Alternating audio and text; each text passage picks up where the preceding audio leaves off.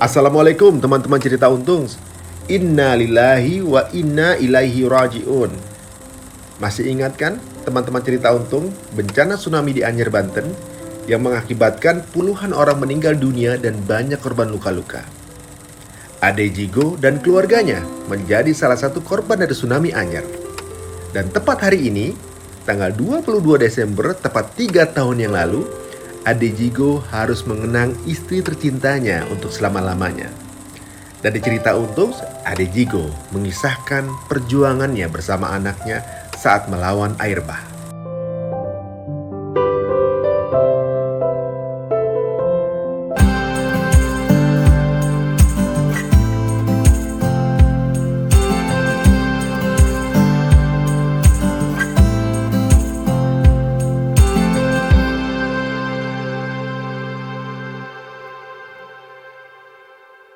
Secara prinsip dari An-Nisa 78 sampai 80 itu adalah tentang takdir. Jadi pada saat surat itu gue baca, artinya pun tentang takdir, ini nyambung sama cerita gue waktu kejadian tsunami Banten Tanjung Lesung.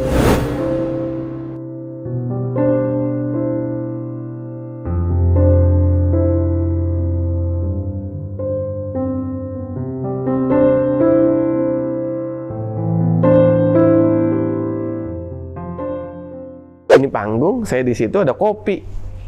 Mau ke situ tadinya? Udah ke situ. AA kan almarhum seneng banget ngopi. Saya mau bilangin AA, ada kopi di sana, mau nggak? Gitu. Pada saat ini anggaplah nih stand kopi nih. Pada saat saya mau balik ada kopi gitu. Set, innalillahi air bang.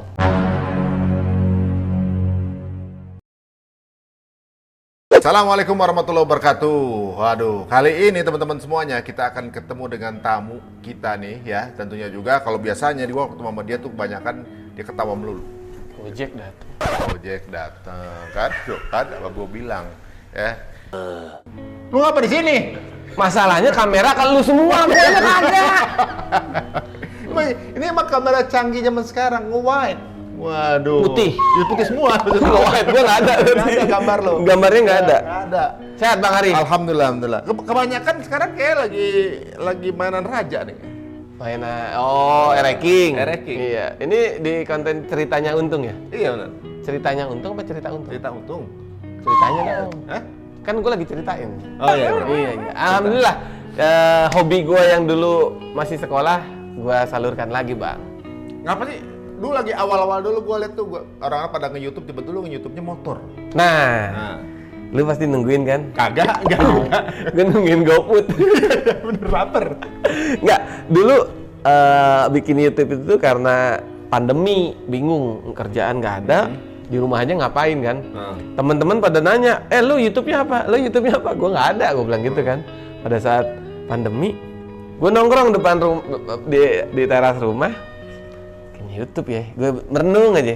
Terus gue sambil ngeliat motor lagi di parkir motor gue. King kali bagus. Ini aja nih gue bikin YouTube. Gitu. Dari satu motor itu, alhamdulillah sekarang udah kejual tuh motor. Tapi itulah.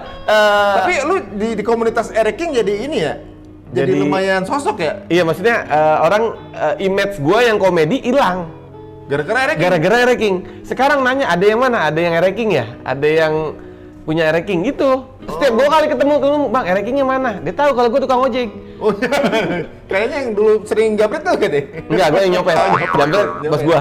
Bener. Nah, itu loh Bang. Jadi gara-gara pandemi ada hikmahnya. Setiap apapun pasti gue jadi gue cari hikmahnya dulu nih gitu. Sampai gue kuliah di UI, gue ambil hikmahnya aja. Iya, jurusan apa? Ambil hikmahnya aja gue bilang gitu. Iya. Kuliah jauh-jauh buat gitu dah, ambil hikmahnya. Ambil hikmahnya aja.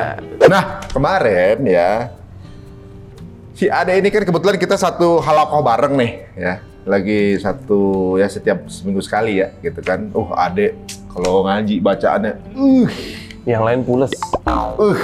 Kita semua langsung kayak kusuk. Karena dengerin suara. Bener, pas dia baca.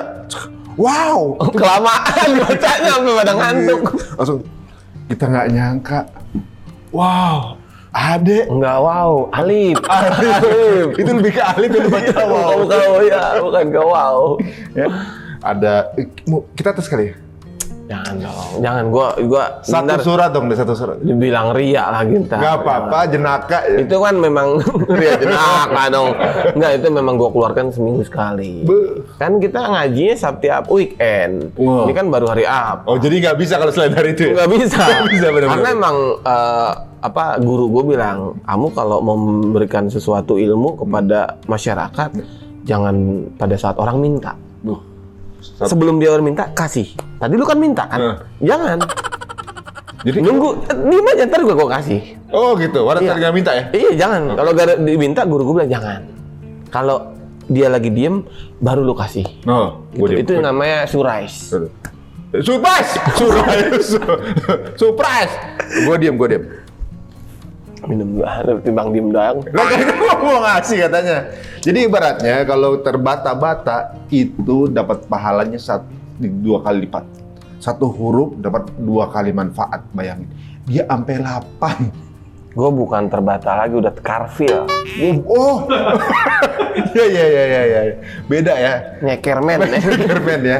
Masya Enggak lah, Allah. kalau bicara soal ilmu, semua punya bukan masalah gue mau ngomong apa? Ilmu lalu bilang. Ya, Heeh. jadi bukan masalah bacaan lu bagus, suara lu merdu, bukan itu. Apa tuh? Allah tidak melihat itu. Keikhlasan hati lu membaca, jangan sampai lu melupakan Al-Quran. Masya Gitu. Allah. Apalagi setiap kali kita kemana-mana, souvenirnya kan Al-Quran. Alhamdulillah numpuk udah di rumah. Itu kalau kawinan ya ceritanya? Iya, jadi kalau kawinan gue kumpulin di souvenir. Oh. Waktu itu masih musim kipas. Jadi sekarang udah Nggak ganti. ada sekarang. Mesti ketalilan ya? Iya, jadi kalau kata guru kita sama-sama nih, kita nggak ada yang namanya lu lebih jago, lu lebih bagus suaranya, lu lebih bagus bacanya, enggak. Semua sama lagi belajar. Nih. Itu. Udah gitu kemarin, ini menarik nih ya. Pas lagi semua tuh punya sesi tadabur. Ternyata adek tadabur.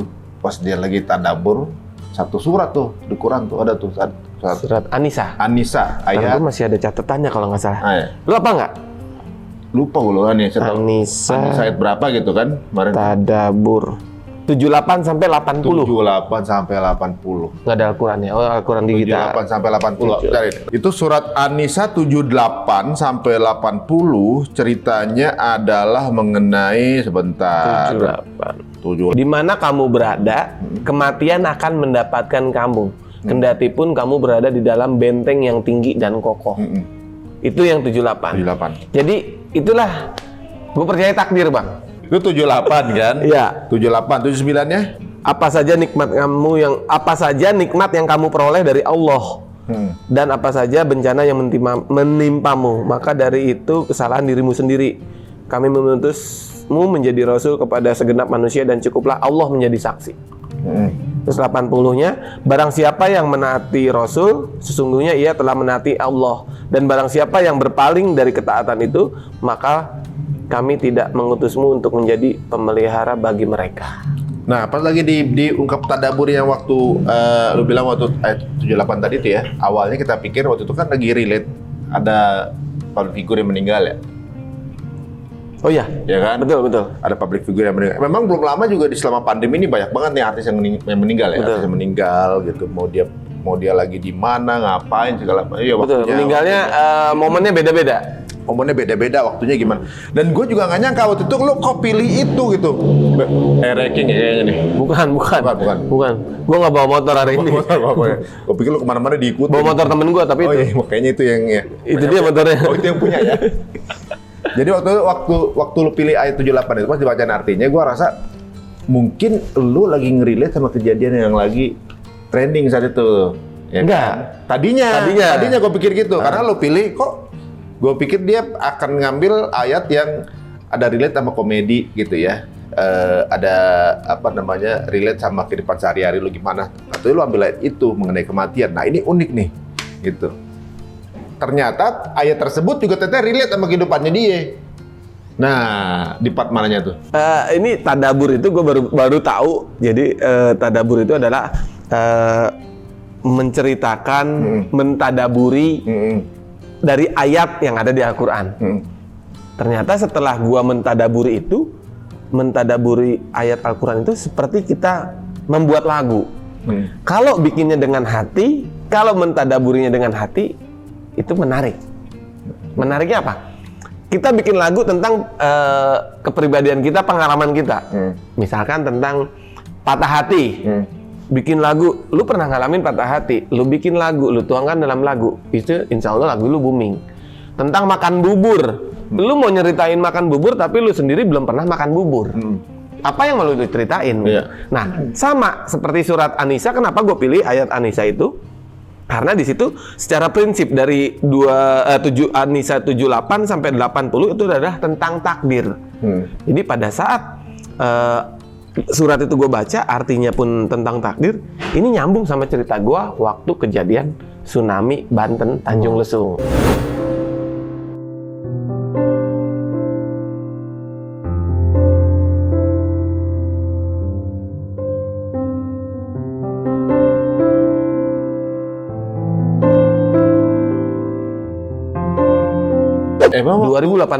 2018. Suatu kejadian di awal, misalnya cerita di kronologis ya, waktu kejadian 2018 itu sebenarnya lu itu emang lagi ibaratnya ada orang di Tanjung Lesung macam-macam ya. Emang lagi tamasya gitu kan. Liburan sama keluarga. Emang kerja atau emang lagi ya ibaratnya cuman lewat misalnya. Cuman lewat aja gitu ya, gitu kan. Sebelum tanggal itu, lu juga nggak ngerasa kan bahwa itu akan jadi sesuatu yang besar kan? Ini kayak hari biasa aja gitu, sebenarnya lu liburan gitu. Ini gimana ceritanya? Jadi gini, ini nyambung sama cerita, bukan cerita tadabur gua di An-Nisa 78. Itu kejadian jam?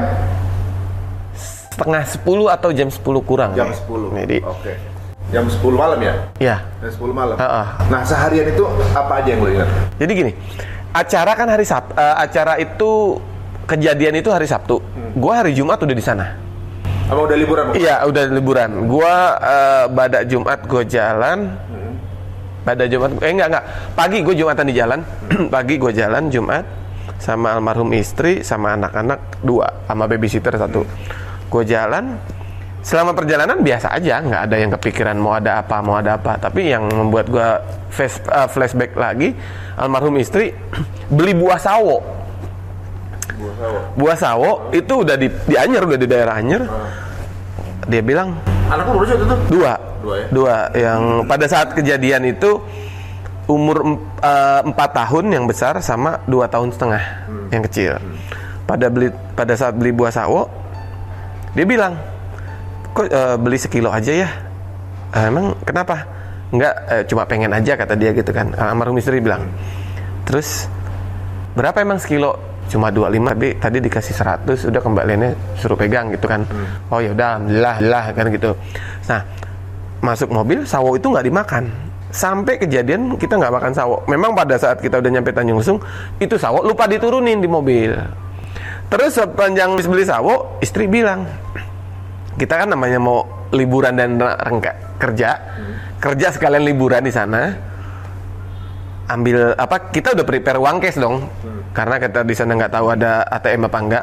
Terus dia bilang, nanti kalau ada ATM mampir ya, ambil uang lagi. Loh, kan kita masih ada, belum kepake.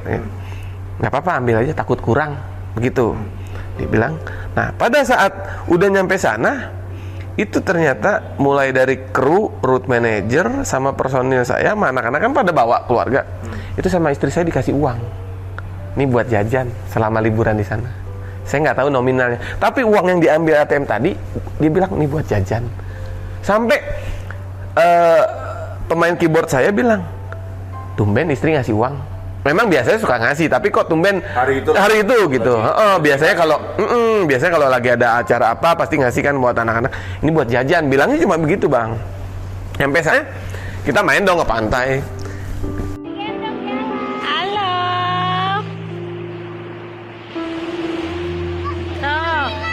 Tuat lalu ke galem enggak ini. Tahu datang. Oh, bukan paus itu, bukan paus. Itu ikan julung-julung itu bukan paus. Itu icut. Ada.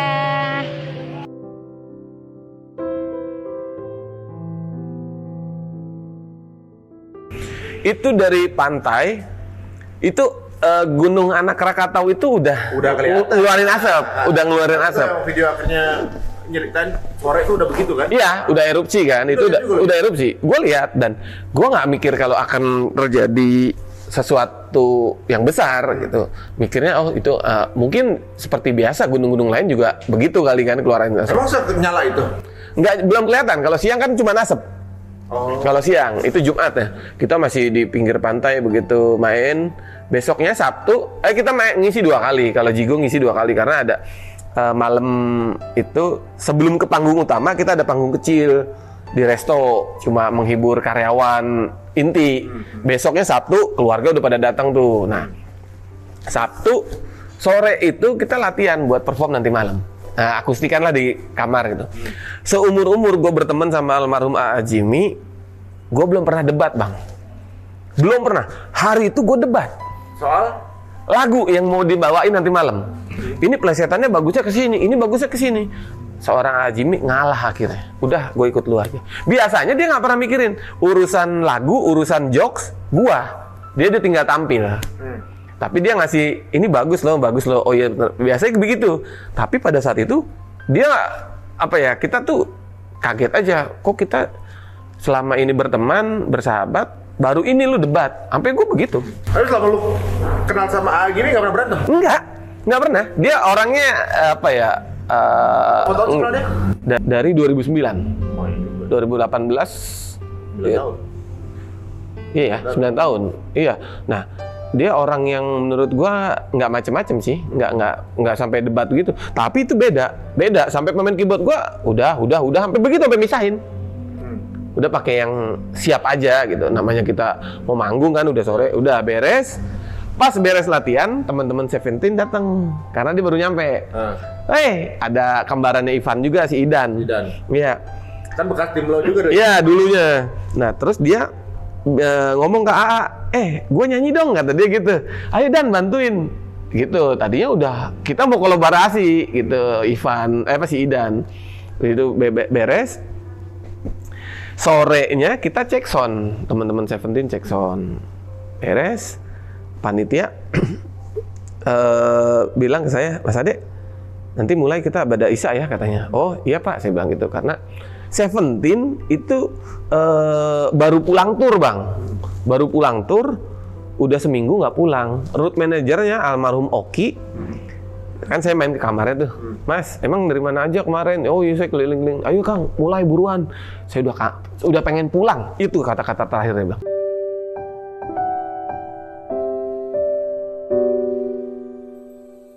Saya udah pengen pulang, kangen sama anak gitu. Almarhum Oki, root manajernya Seventeen. Acara mulai seperti biasa.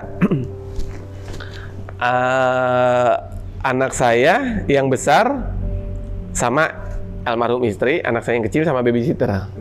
Anak saya yang kecil nangis, Bang, minta pulang. Saya belum naik panggung. Itu jam berapa tuh? Setengah delapan. Pas mau naik panggung, saya nangis.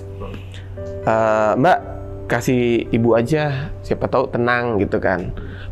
Saya naik panggung, ternyata cerita-cerita anak saya nangis nggak berhenti, Bang. Pengen pulang. Yang kecil tuh umur 2 tahun setengah. Terus setelah itu kita kerja seperti biasa dong. Nyanyi, band humor, terus nge-MC. Udah beres jam 9, Jigo turun.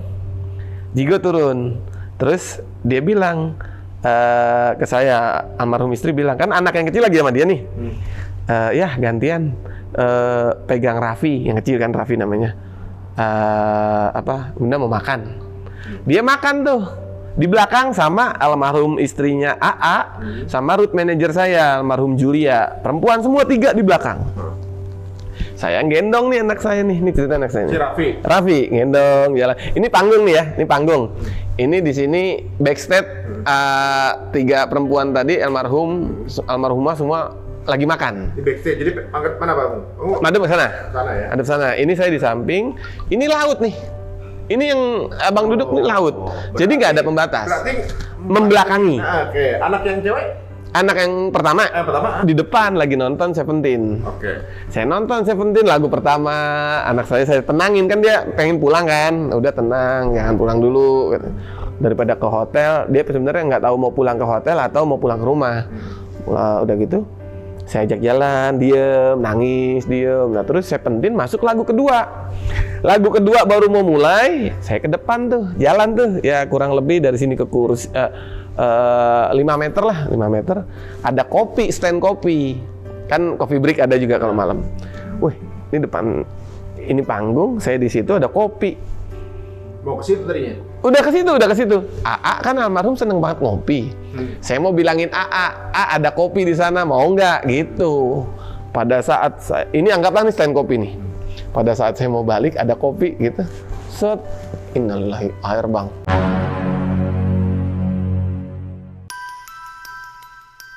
Udah kelihatan bang, 6 meter, kurang lebih 6 meter deh. Tuh pohon, pohon pinang tuh segitu.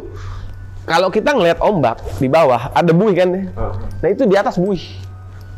Gua lari 3 langkah, itu orang udah astagfirullahaladzim, udah macam-macam. Panggung udah hilang, Gua belum sampai panggung. Itu belum kelihatan panggung. Pokoknya pada saat gue balik badan, air datang, gue balik lagi. Lari 3 langkah, gue di dalam air sama anak pelukan.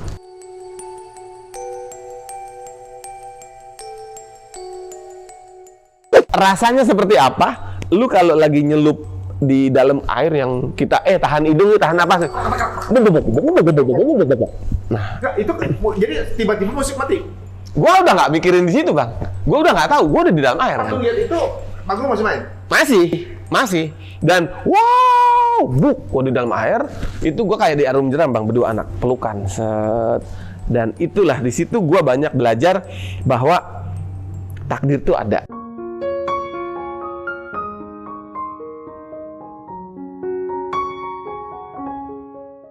Nah, terus di dalam gue ngerasa, gue selama itu gue nggak pernah ke permukaan, gue di dalam aja. Gue cara napas gue nggak tahu, cara berenang gue nggak bisa. Lu ke bawah-bawah? Ke bawah-bawah. Lu kena ikut aja. barang. Wah terasa. Gue disenggol rijing besi itu terasa. Ya mungkin ini bekasnya ya nih. Ini mungkin bekasnya nih, salah satu yang masih bekas. Mata gue di sini atasnya bolong, untungnya nggak tembus.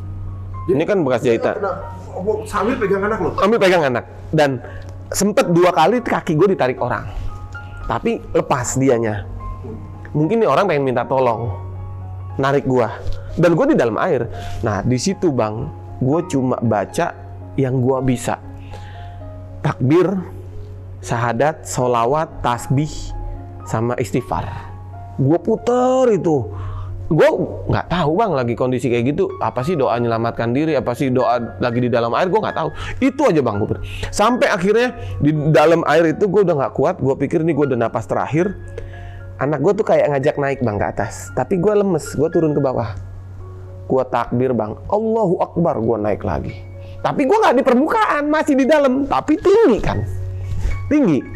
Terus 2 kali. Kan udah mungkin 5 meter kan di atasnya? Lebih Bang, lebih. Pohon panggung aja 12 meter. Panggung. Nah, Di atas panggung gitu. iya kan nanti gue cerita nyambung itu. Jadi pada saat gue takbir 2 kali, gue lepas, anak gue masih. Gue berpikir kalau gue mati, kalau gue meninggal, anak gue siapa yang nolongin? Gue takbir, Allahu Akbar. Kenceng lagi tenaga gue Bang. Gue peluk, gue ikutin air kemana. Oh berapa kali besi ngerempet ke gue. Terus tiba-tiba gue berhenti nyangkut di kayu, di tali Bang. Set. Tali di depan gue begini. Gue masih merem. Tali gue tarik. Anak gue masih diem. Gue giniin tali nih. Gue tarik. Gue naik ke atas. Gue raba sambil meluk. Mentok sama beton. Gue giniin. Tuh, wah, beton. Terus cuman air segini. Jadi gue sama anak begini. Di dalam ruangan. Itu lu kejebak di ruangan Kecil Bang. Kecil banget. Lu beton, gelap, berarti cuma segini. Iya, sampai anak gue taikin. Nih, ruangannya mungkin segini nih.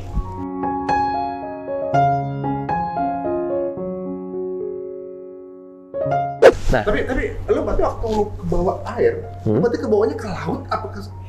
Gua nggak ke laut, nggak ke laut, karena gua terdampar ternyata ruangan itu adalah ruangan pencucian air kolam renang yang banyak pipa-pipa di bawah. Jadi gua udah mentok di situ, gua nggak bisa balik.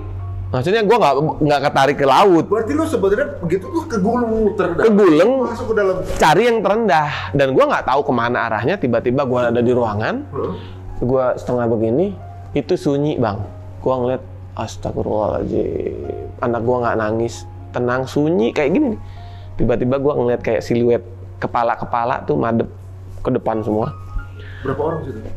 Gua nggak tahu berapa, tapi pada saat itu bang, ini mungkin yang bisa gua ceritain, gua ngedenger kayak ada 2 orang ceramah, laki-laki dan perempuan. Jadi kayak orang nasehatin, tapi gua nggak inget kata-katanya. Yang jelas dia nasehatin tuh kayak sedikit tinggi nadanya, tapi yang jelas ada kalimat yang menurut gua ya bener atau nggak salah, gua kalau nggak salah denger dia nyuruh ibadah, mau macem apapun mungkin ibadah gitu. Maksudnya ibadah kan macam-macam kan, selain kewajiban kita 5 waktu ada yang lain juga ibadahnya. Nah di situ anak yang gua merasa ada keajaiban, anak gua nggak nangis. Dan orang-orang sekitar yang ada di ruangan itu nggak ada yang teriak kesakitan, nggak ada yang minta tolong, nggak ada yang nangis. Jadi kita kayak khusyuk dengerin khotbah yang 2 orang itu tadi. Itu kurang lebih gue 3 menit di dalam ruangan itu, sampai ini keajaiban yang kedua bang. Oh banyak lah, pokoknya keajaiban banyak banget pada saat itu. Tiba-tiba pintu, ya kurang lebih gede 2 orang gitu ya, itu kan pintu besi ya, kebuka bang secara otomatis. Secara logika itu pintu udah kedorong air sini sama sini, besi lagi. Siapa yang buka? Orang udah sibuk dengan masing-masing. Kebuka, alhamdulillah ada cahaya bulan. Oh, jadi itu pintu kayak kebuka sendiri? Kebuka sendiri bang. Baru kemudian lihat ada cahaya? Ada cahaya bulan, baru gue bilang alhamdulillah ya Allah. Dan di situ nggak ada yang berebutan keluar. Orang pertama bapak-bapak, set keluar, gue liatin, oh dia keluar. Gue tanda tanya, itu kemana gitu kan? Karena yang di situ keluar, gue bilang, oh orang itu nggak apa-apa, gue liatin kan. Gue ke ruang merambat pakai tali tadi, ternyata tembok bang. Jadi gue mau naik tembok, gue udah nggak kuat, gue sampai pak minta tolong anak saya pak, pegangin dulu. Dipegangin, gue naik bang, ditarik. Itulah baru dunia. Kredit. Nangis, teriak minta tolong, gerimis. Itu baru.